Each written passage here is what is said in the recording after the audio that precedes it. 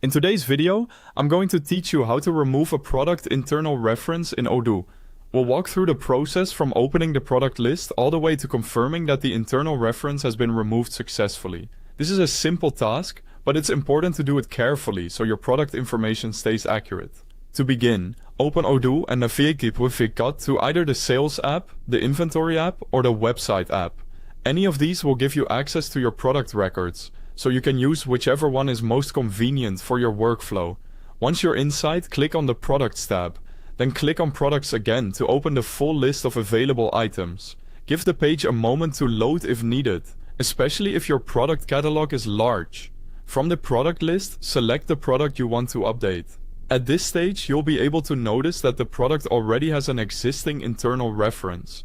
This reference is often shown as a short code connected to the item.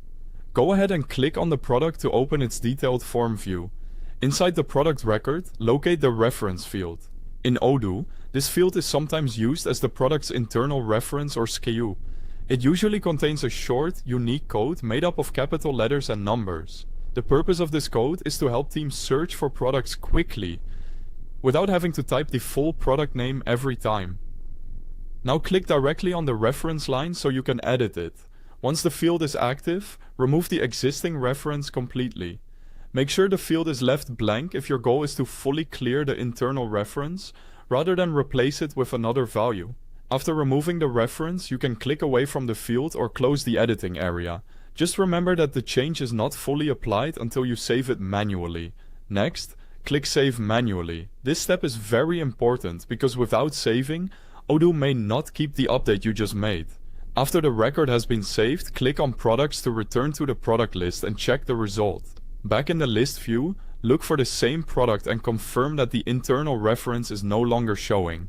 This lets you verify that the update was completed successfully and that the product record now appears without that reference code. And that's it.